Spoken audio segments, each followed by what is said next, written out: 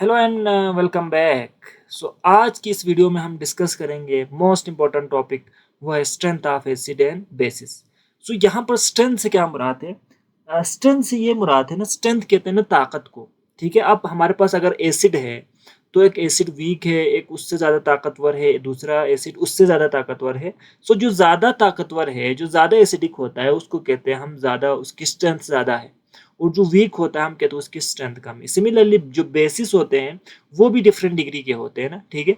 जो ज़्यादा stronger base होगा हम कहते हैं उसकी स्ट्रेंथ ज़्यादा है, और जो वीक बेस होगा हम कहते हैं उसकी स्ट्रेंथ कम है। तो स्ट्रेंथ का ताल्लुक किस चीज़ से होता है कि कितना वो ज़्यादा एसिडिक है और कितना वो ज़्यादा बेसिक है, उसका नेचर। ठीक है।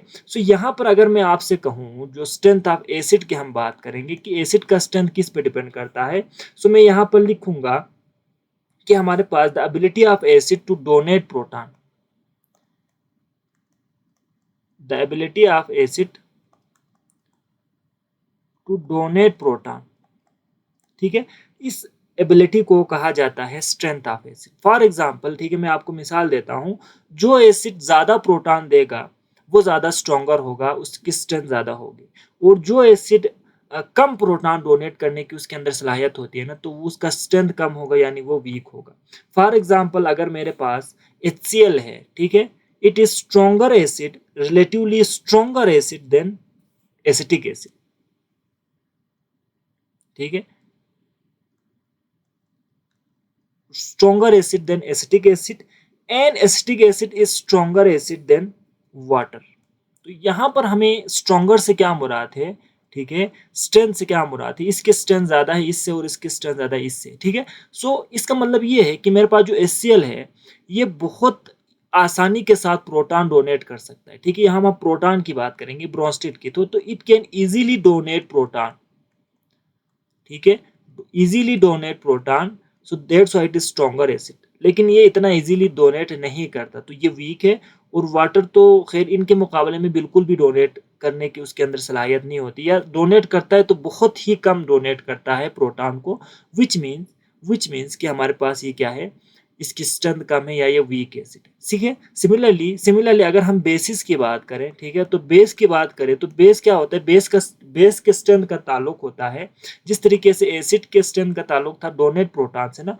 बेस के स्ट्रेंथ का ताल्लुक होता है द एबिलिटी टू, पिछले वीडियोस में हमने डिस्कस किया था, the ability of base to accept proton.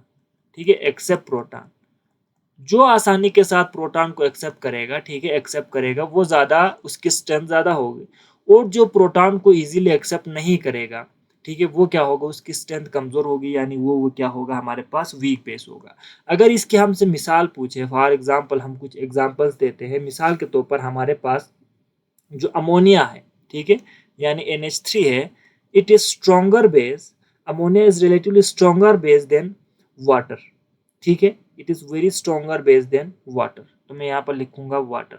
हालांकि वाटर भी प्रोटॉन को एक्सेप्ट कर सकता है, अमोनिया भी कर सकता है। ठीक है, लेकिन प्रॉब्लम यहाँ पर क्या होगा, हमारे पास जो अमोनिया है वो इजीली एक्सेप्ट करता है, इट इज स्ट्रॉन्गर बेस, या इसकी स्ट्रेंथ ज्यादा है as compare to the water, क्योंकि ये इजीली प्रोटॉन को एक्सेप्ट भी नहीं करता, इजीली डोनेट भी नहीं करता, इजीली एक्सेप्ट भी नहीं करता, it is our weak base. यहाँ पर एक चीज हमें समझ में आ गया कि स्ट्रेंथ का ताल्लुक किससे होता है, the degree of donate proton and the accepting proton. ठीक है, तो इससे जो है ना स्ट्रेंथ का ताल्लुक होता है। और यहीं से हमारे पास हमारा जो नेक्स्ट कंसेप्ट आता है वो है स्ट्रॉन्ग एंड वीक एसिड। ठीक है, स्ट्रॉन्ग एंड वीक एसिड और स्ट्रॉन्ग एंड वीक बेस। ठीक है जी, तो वो कंसेप्ट हमारे पास आता है इसके बाद इसी स्ट्रेंथ से। ठीक है, अब मैंने यहाँ स्ट्रेंथ हमें क्या पता चल रहा है कि हमारे पास स्ट्रॉन्ग एसिड भी होता है, वीक एसिड भी होता है। ठीक है, इसी तरह से स्ट्रेंथ हमें पता चल रहा है कि स्ट्रॉन्ग बेस भी होता है और वीक बेस भी होता है।